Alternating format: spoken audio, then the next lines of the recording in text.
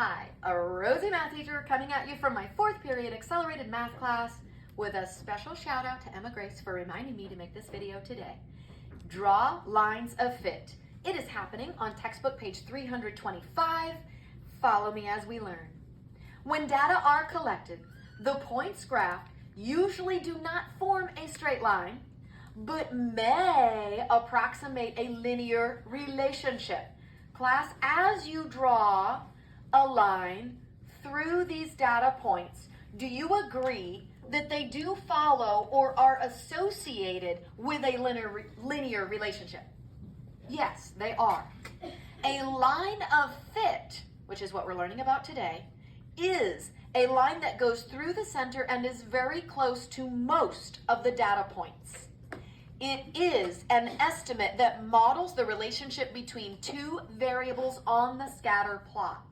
So in this case, it models a relationship between the age of human beings who were surveyed and the number of apps they have on their smartphone. What do we notice happening? As the age of humans increase, what typically happens to the number of apps they keep on their smartphone? It decreases. So is this dot plot showing a positive association or a negative association? Negative association. Because as the X value increases, the Y value what?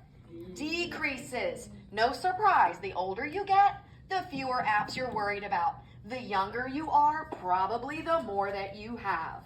Now notice, when we are drawing a line of fit, we say it is a good line of fit if we have approximately the same number of plotted points above the line as we have where? Below the line. Would you agree I have approximately the same number of plotted points above as well as below? Yes. Therefore, you know that line of fit is exactly as it should be. Let's go over to your next page. They give you 3 different examples on the next page, starting with elephants. You'll remember we learned about these baby elephants when they are born, because here's their age 0. Wow, they weigh in at a whopping what? 200 pounds. And then by the time they're 1 month old, they weigh in at something closer to 300, because it would be the halfway point between the 200 and 400, and so on. Now, what do we notice? First of all, is there a positive or a negative association happening? Positive. Why do we say it's positive? Because as the X value increases, the Y value increases as well. That means positive association. Now, would you agree there also is a linear association? Yes. And when you trace that line, class, go ahead and trace that line right now. When you trace that line, if indeed you have approximately half of the plotted points appearing above it and half appearing below it, then you know that this is a what? Good line of fit or bad line of fit? Good line of fit. Excellent. Now what this means is you would be able to make predictions for further on down the road. So for example, if I wanted to make a prediction about the weight of a baby elephant at the age of, everybody go ahead and add a 10 here. If we were to predict the age of a baby elephant, I'm sorry, not the age, the weight of an elephant at 10 months old. First of all, do you see any plotted dots above the 10? Yes or no? No. So we're going to make a prediction. They actually use a bigger word about this on another screen. I believe it is this screen right here.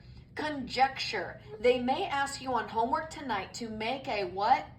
Conjecture. That means a reasonable or an intelligent prediction based on your line of fit. We already agreed this is a good line of fit. So follow above the 10. Go ahead and plot yourself a new point. It's not a plotted point on there, but it's your plotted point to represent your prediction or your conjecture. What would be your conjecture or your prediction of how much an elephant might weigh at the age of 10 months? Anybody tell me that knows? Please follow across to the Y-axis. I should definitely hear some people. Go ahead. 1,400. 1,400. Now I hear you. Thank you so much for your help with that. Class, do you understand how I got 1,400? All right, on homework tonight, they may also do this to you. They may say, using your line of fit, make an assumption of what your slope could be. Now notice this. If I use my line of fit, and I've agreed it is a good fit, can I find two locations, and I'm going to plot them for you right now.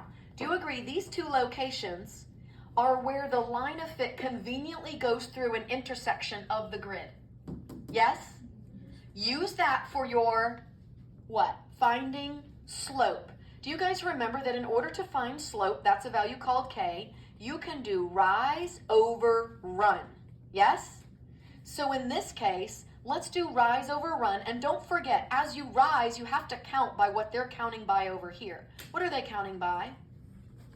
200s. Excellent, thank you. So as I go up, count by 200s. Ready, begin. 200.